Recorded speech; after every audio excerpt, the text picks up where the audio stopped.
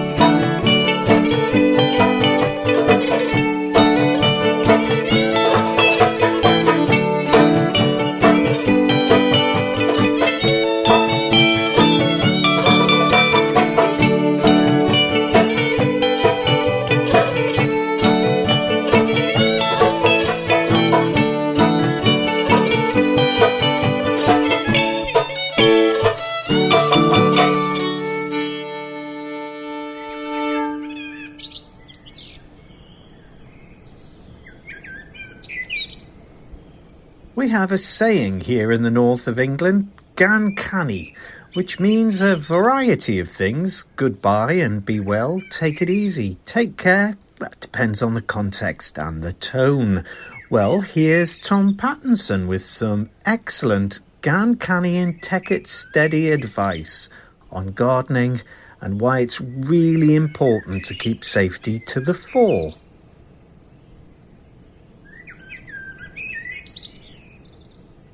Hello, I love gardening and I hope it comes through in the enthusiasm I show in my broadcasting, writing, giving talks to others.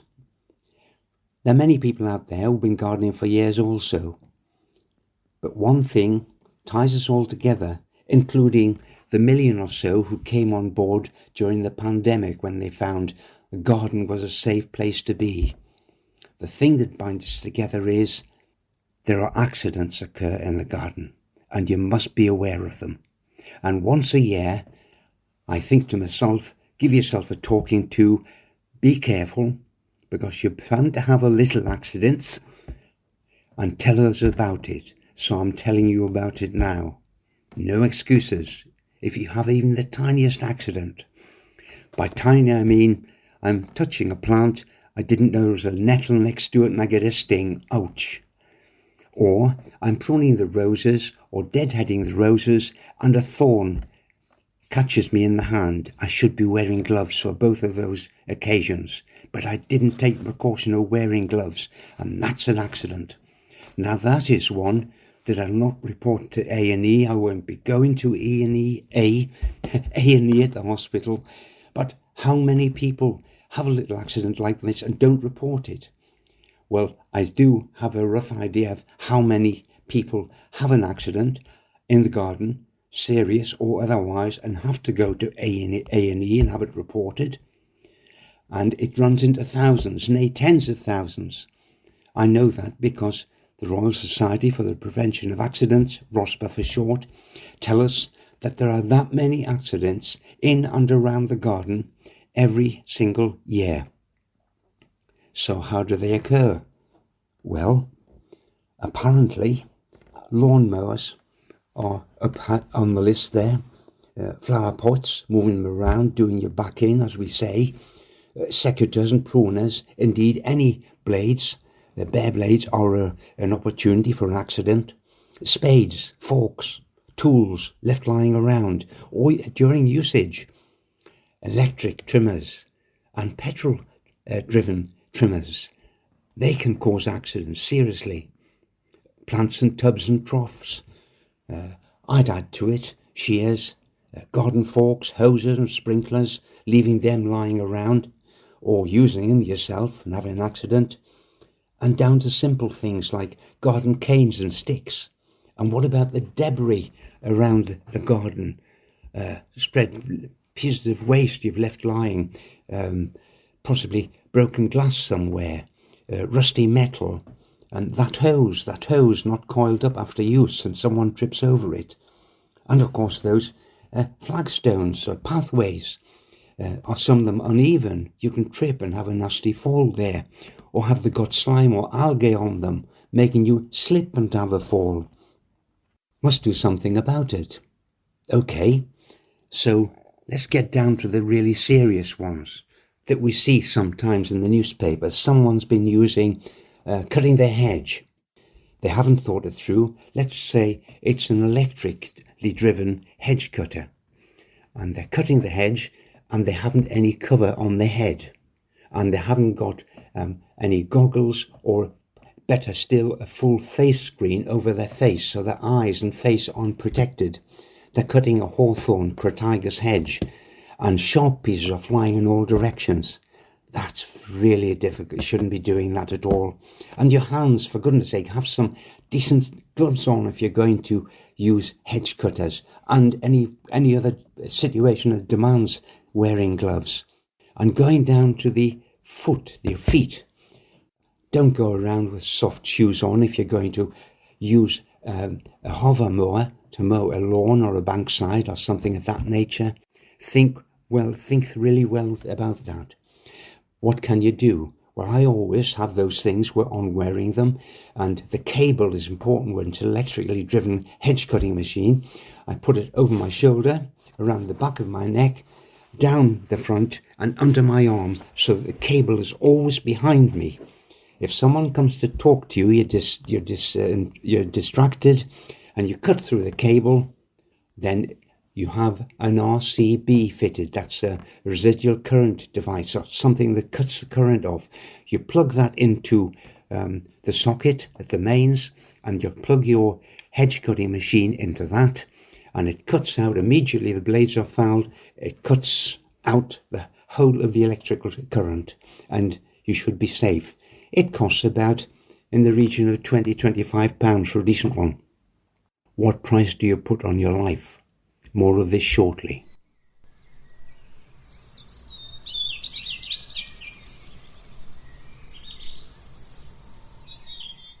Spring is such an exciting time in nature, and warbirder Tom Cadwallender from the British Trust for Ornithology has been down on the shoreline observing the springtime comings and goings. Hello folks, hiya Carl. Gosh, it's good to be back. Great stuff, and it doesn't seem that long, just like a twinkling of an eye, that we were in the studio together. Great team, running up to Christmas, doing our Christmas special, if you like. It was great fun. But this kind of the back end of the window, where has it disappeared to? It's amazing, actually. I've had a fascinating sort of first 3 months of the year. I've been to Gambia bird watching, which was absolutely brilliant, enjoying 30 degrees heat and enjoying some African birds and some of our summer visitors making their way north, and more of that in a minute. And also I've had a new hip. Wow, the NHS has really done me proud, actually. It's given me a new lease of life. Not that I needed one. I still have this great zest for life. And it's kind of fueled by this time of year, you know, into early spring. It's just fantastic. We're seeing a lot of change, and that's kind of what I wanted to have a chat about, really. I'm recording this on the Allen Estuary, my home patch, really quite close to home. And it's in the evening here, and the birds are calling, the light is wonderful, it's calm, it's just fantastic. It's been a super day. But what we're seeing, actually, we're seeing the winter birds, you know, widgeon and teal that we've had here in quite big numbers on the estuary. They're kind of just drifting away, they're heading north, they're going to be back in Siberia in the next couple of months, and the plumage are looking in absolutely pristine plumage. They need to be, because they need to be in prime condition for when they get back to their breeding grounds. So we're seeing that change. But also we're seeing the spring birds arriving as well.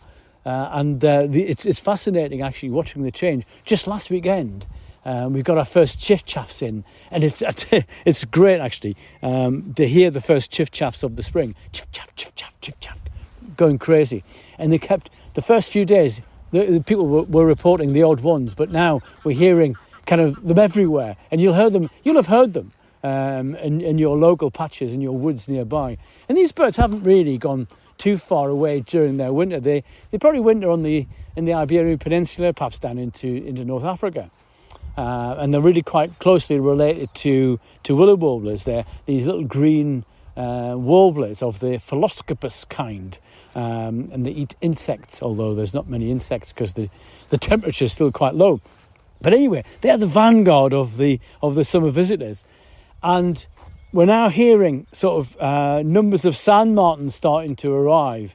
And they're the kind of real early birds, and the chiff-chaffs and the sand martins are the real early ones to arrive back, and they're coming in. I've also heard of a few records of house martin, but they're few and far between, still very, very early. And common sandpipers, they're one or two back. The other early bird is the ring ouzel.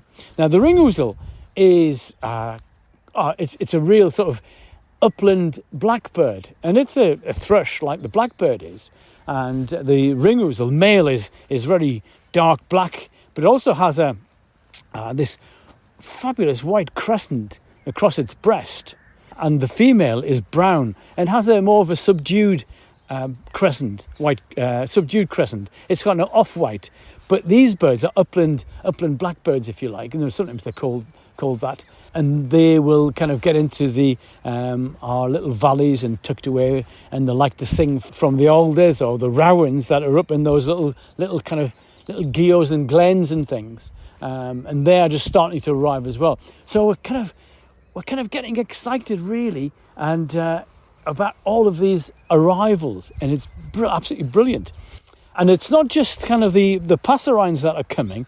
We're expecting the early terns, sandwich tern. There's been a few reported, but not many, but a few. We're still I'm expecting a few more to be coming in the next sort of week to 10 days. Now, sandwich terns are probably the biggest of the terns that we have nesting on our coasts, and these are the ones that they've got black bills, but they've got little yellow tips to those bills, and you'll see it when you get close to them. One little mnemonic I have for helping to sort out tern identification is this yellow at the tip, and I often think about yellow. Well, butter is yellow, and what do you put in your bread for your sandwiches? You put in butter on your sandwich. So that's a nice little mnemonic, and that's kind of I use that a lot when I'm kind of giving advice to people who are trying to sort out tern identification. But thinking of seabirds, we've got the puffins and the guillemots back in inshore waters now, and the puffins are laying off. I live quite close to Coquet Island, and I volunteer to monitor birds on Coquet, and I do talk about that occasionally. I'll do again later in this year. But they're just off here. There's several thousand of them now just laying off the island, waiting to get back on and start their breeding. And it's still a little early yet, but they're gathering in big numbers. And any sort of sign of bad weather, and they'll go back out to sea again because it's still very early. And they're rafting, as it's called, and they'll sit offshore in these big numbers, and they'll just sit there. You know, if the sea's calm enough, like it has been today, and it's brilliant. You know, there's some days we go across onto the island, or some evenings actually, it's probably better. You go across onto the island, and you can just switch the engine off on the outboard, and you just drift through these great flocks of puffins, and it's magical because they're sitting just next to you, a couple of meters away, and they're sitting there looking at you, and it's incredible. What a great experience that is. I have to say, I'm very, very privileged. My life is privileged. That's what I said earlier. I don't need any more zest, although my new hip has given me a bit of extra kind of flexibility. But yes, the puffins are there, and the guillemots are gathering as well. Some of them are back on the islands. And of course, the big news here in Northumberland is the Farne Islands is open to visitors again. Now, the Farne Islands are just kind of the Galapagos of the Northern Hemisphere. And if you've never been to the Farne Islands, you should go. And we've got the chance now because the island's been open for the first time in the last 2 years because they've been closed by problems or the concerns about bird flu. And bird flu hasn't gone away, but there are better security measures in place these days. So you must think about going to the Farne Islands, and that's great. They're open again. Fantastic news. Let's hope the weather stays kind for some of these seabirds. But the terns and the auks, they will be coming back and getting onto their breeding sort of territories really quite soon and sorting themselves out. But also on mainland, on the estuary here, and I mentioned I was at the Aln estuary, I'm seeing quite big gatherings of redshank. Redshank are wading birds, and they have, as the name suggests, red legs. And they're really quite the noisiest of some of the wading birds. The kind of the old nickname for them was is the keeper of the marsh, because any sort of disturbance and they're calling and they're kind of flushing away. We've got about sort of 80 or 90 birds here. These are kind of gathering. And these ones will be heading up to Iceland to breed. So they're building, it's a pre-migration kind of gathering. And there's a word, one of my favourite words actually, and it's Zagunra. And it's a German word. And it describes, or it means, pre-migration restlessness. And so when we're seeing these birds getting ready for their migrations, whether it's in the spring, whether it's in the autumn or whatever it is, and they're getting quite anxious because they know their time is coming to move. And it's this pre-migration restlessness, or the Zagunra, if you like. And I love that word, by the way. It's great. It's one of my favourite words. But they're gathering and they're getting anxious and ready to go. And I can probably hear redshank now here. I don't know if you can hear them behind me, but I can hear them just piping away at each other, trying to get themselves sorted out. But also on the estuary, for the unprecedented sort of number, actually, there are numbers of knot. Now, we see the odd knot right up in the inner estuary, but this past 3 weeks, I've been counting sort of 150, 180 of them.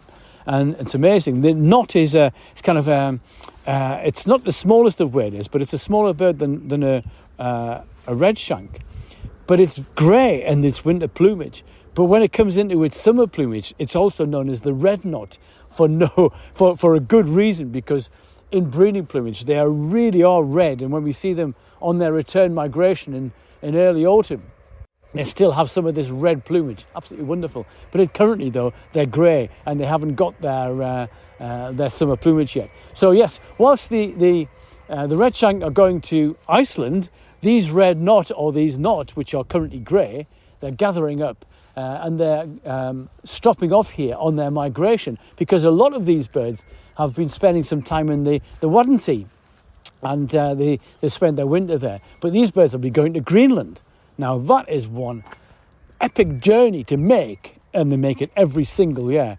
And there's 20 to 30,000 of these birds will come and winter in sort of lowland Europe, and indeed in southern Britain as well. So these birds are gathering. They're using the Aln estuary as a staging post to gather and feed, and they'll make another leapfrog, and they'll go a bit further north and a bit further north. So they're all kind of making their way. And the thinking about making their way, our good friends at the BTO have the British Trust for Ornithology have this great tracking scheme for cuckoos. Now you think, well, cuckoos, wow, yes. Well, they winter in tropical Africa, sub-Saharan tropical Africa, the rainforests of tropical Africa. And they've got some satellite trackers on some of these birds. And these birds are now moving as well. So it's another thought that spring is definitely on the way. These birds have now moved from the centre of Africa and they've hit the coast, the west coast, and they're now sort of making their way up, and they'll be sort of getting into North Africa soon, ready to cross into Europe. And yes, they'll be joining us sometime in May. So that's when they'll be arriving. But it's a fantastic time of change, and it's wonderful. I love it. And it's going to be great. And I look forward to telling more tales of the spring migration and just chatting about birds. Birds are just brilliant. Great stuff, folks. Thanks very much.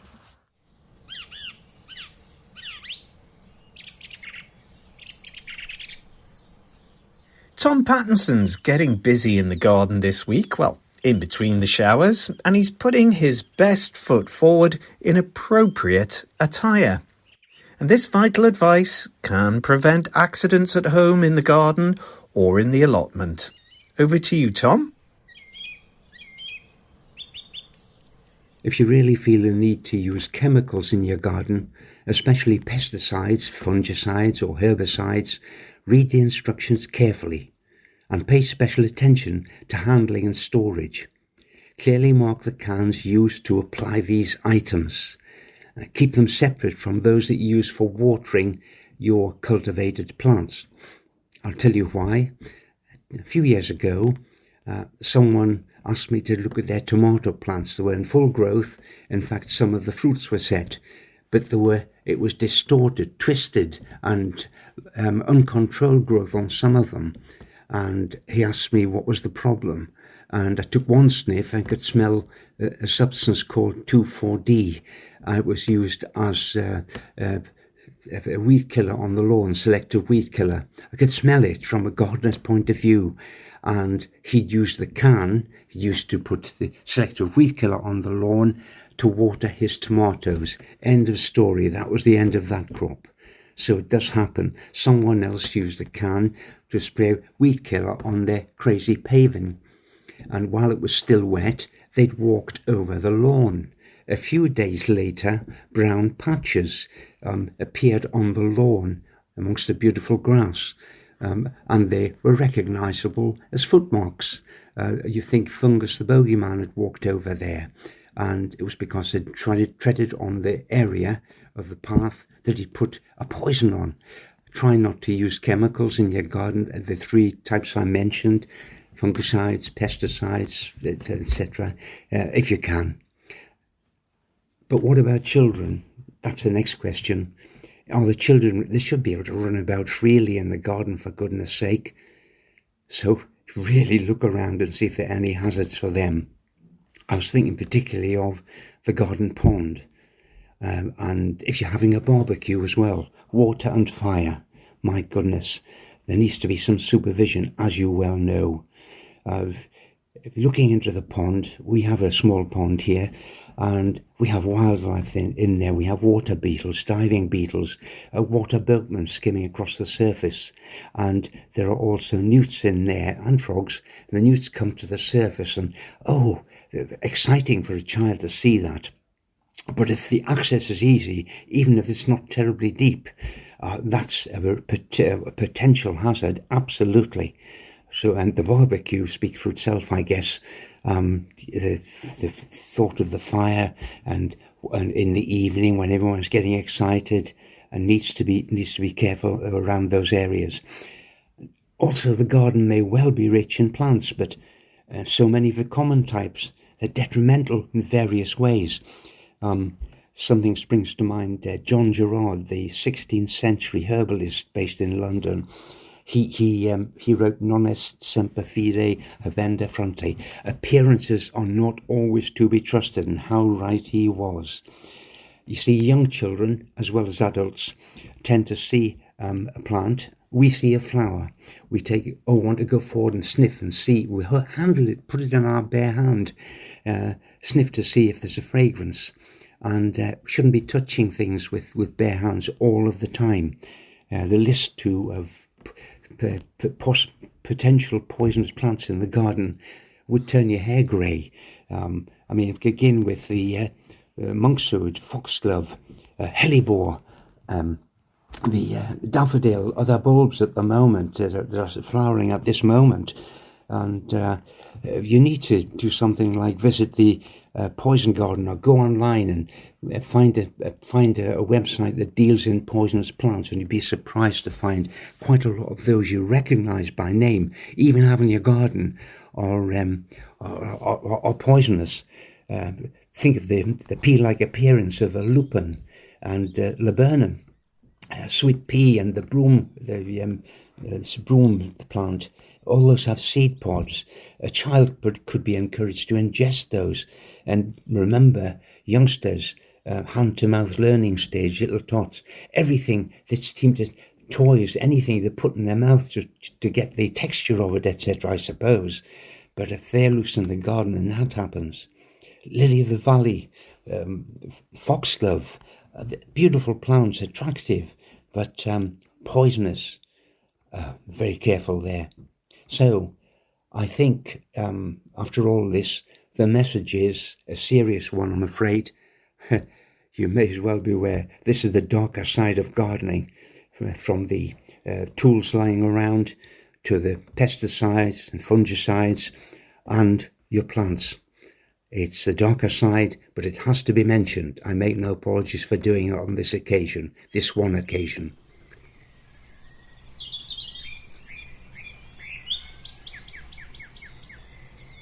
The charity Butterfly Conservation, protectors and advocates for all things butterfly and moth related, have just announced the results of a very important survey of butterflies. Here to tell us more is the Head of Science at Butterfly Conservation, Richard Fox. So, hello Richard, and a very warm welcome to the show. We all love to see butterflies, these beautiful, colourful creatures flying through our gardens, so evocative of those lovely memories of warm summer days. But butterflies are sadly doing quite badly in Britain, and we know that thanks to almost 50 years of data gathered through the UK Butterfly Monitoring Scheme. So this is a survey, it's been running since the 1970s, involves thousands of volunteers going out and counting butterflies week by week, year by year, at over 3,000 locations across the UK. We've recently analysed the data with our partners at the UK Centre for Ecology and Hydrology and found that 2023, last year, was a pretty average year for butterflies across the UK as a whole. But within that sort of fairly average year, there were a surprising number of species that were either really big winners or really big losers. And some of these are on the back of long-term declines or increases that these species have seen dating back to the 1970s. So amongst the winners, in terms of species that you might see in your garden, the brimstone, the big, bright yellow, lemon yellow butterfly that often heralds spring for many people, that had its best ever year in the UK last year, the best year since recording and monitoring began back in the 1970s. Another species that you'll be familiar with from your gardens, which had its best ever year in the UK last year, was the red admiral, this big black butterfly with a bright crimson stripe across its wings. That's a migratory species, comes into Britain from warmer parts of Europe in the springtime. It's also overwintering here nowadays as well. Had a phenomenal year. At the other end of the scale, the small tortoiseshell, another much beloved, very familiar garden butterfly, had its worst ever year in terms of its abundance in the UK. Its numbers have now dropped by 82% since the mid-1970s. So although it's still seen widely across the UK, its numbers have absolutely collapsed since the 1970s. Amongst other species that you might see in your garden, the comma and the holly blue both had very good years, top 3 years dating back to the 1970s, whereas the green-veined white and the ringlet both had very poor year. Looking at the longer term, sadly, the majority of butterfly species, 80% in fact of the species that occur here in the UK, have declined in the long term, either in terms of their numbers or in terms of how widespread they are. So there are some winners. The other species, the 20%, have increased, and some of those are common garden species, and many of those have spread further north in response to warming temperatures caused by climate change. But many species are in decline, and there is a lot you can do in your own garden. Making your garden wilder will definitely benefit butterflies and other wildlife. And we have a brand new website, Wild Spaces website, which you can find at wild-spaces.co.uk, which is packed with information to help you turn your outdoor space, whether that's a garden or a patio or even just a balcony, into a better place for butterflies and other wildlife.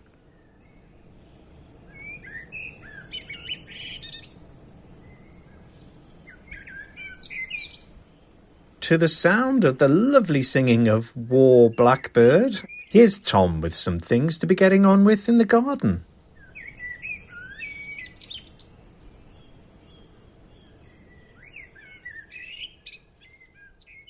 So it's jobs for the week time. And my priority the last 2 weeks since Easter and the coming week is to start some vegetables off. Now, we grow these in vegetable beds. They're actually raised island vegetable beds. There are 6 of them, and they're built in stone around the periphery of each one, and there are flagged pathways in between. Each bed is about 4 to 5 square meters in area, and this allows us to access them year round. Even when it's really rainy, or it's been raining or snow ice, we can get on those paths and we don't have to tread on the soil. For some years now, before it was popular, we didn't dig. There's no dig in the vegetable garden. Don't disturb the soil terribly. We just put organic matter on the surface, and that's something you might consider trying here at the outset of a new season. Potatoes are planted. We've planted the first earlies now. They were planted using a trowel, deep hole, and they had shoots about 1 to 2 centimetres long. They were chitted. Those shoots were there, so we made the hole so that those shoots were 12 to 15 centimetres below soil level. Now, if you don't have a garden, you can quite easily grow potatoes in an old fertiliser or compost bag with compost or soil in, or in a large pot or a specially made container. Anyone can grow the early potatoes. It's from about 8 to 10 weeks from planting, given decent conditions, to harvesting. So you may want to try that. We've got broad beans and peas. We raise them in pots in the garden room. There's no heat in our greenhouse. It's unheated. So we raise them in the garden room. They're pretty tough, and we put them into the unheated greenhouse. They've come on in there. It's time now to plant them out. If you want to start off any fruit at all, it's a bit late, but you could still introduce some trees if they've been pot grown. Have a mini orchard in containers, and many of the fruit trees and soft fruits are developed for container growth. Start those off in a yard or a patio if you don't have the garden space. One thing anyone could do at the moment is, I noticed that there are quite a lot of young strawberry plants for sale in a small pack with about 6 in, and they will fruit this year. So even at this stage of the season. If you get those potted up or into a tower pot type container, you can have strawberries about late June if you get them planted up now. So that's another job you can be going on with. There are lots of plug plants for sale. That's young plants in plug form with roots, generally about £2 each, which cover vegetables, they cover flowers, ornamental plants, and they're on sale at the moment. Some mini shrubs as well, or shrubs like the lavender. If you've got a place to put the tender ones, the ones that couldn't stand up to frost, like a garden room or a conservatory for a while, that's okay. They'd even go in an unheated greenhouse, but I wouldn't plant them out at the moment. You've got to grow them on a wee bit. I put them from the little plug plant into tiny pots. Also, I generally go tomatoes. Now, tomatoes in the border of the greenhouse. But again, it's too early to be putting them in an unheated greenhouse border. If you're buying them, a lot of young plants in pots on sale now, tomato plants, quite a good range at the garden centres. Buy them now. You'd have to give them moderate warmth and plenty of light to grow them on until you can transfer them to a more small greenhouse if you wish, if that's what you've got. We've planted out, I grow quite a few of my vegetables, start them off in pots individually. And at the moment, it's the corn on the cob. We soak the seeds overnight so they swell from they're almost flat when you get them from the packet. The seeds of corn on the cob, sweet corn. We soak it overnight and then sow it a single one to a single small 9 centimetre pot and grow them on a bit, and they planted out as young plants. In this case, they hit the ground running, and it's safe to do that near the middle to the end of May in this neck of the woods. Otherwise, when you can get out there, it's been wet at the moment. Lovely 3 days we had here over Easter to gardening. At the moment, it's really wet, so we can't mow the lawn. Don't try when it's wet. First chance you get when it's dry, go over the lawn or any grassed area, and that lifts the whole garden. It looks so much better. Whatever you're doing this coming week, enjoy your gardening. You've been listening to gardener Tom Pattinson, birder Tom Cadwallender from the British Trust for Ornithology, and a big thank you to Richard Fox from Butterfly Conservation.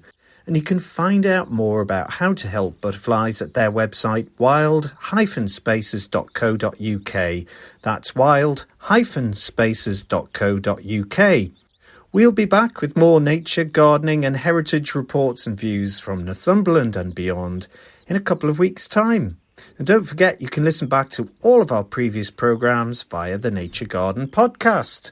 I'm Carl Steinson. Thanks for listening and enjoy your gardening and time outdoors with nature. Bye for now and, oh yes, gan canny maras.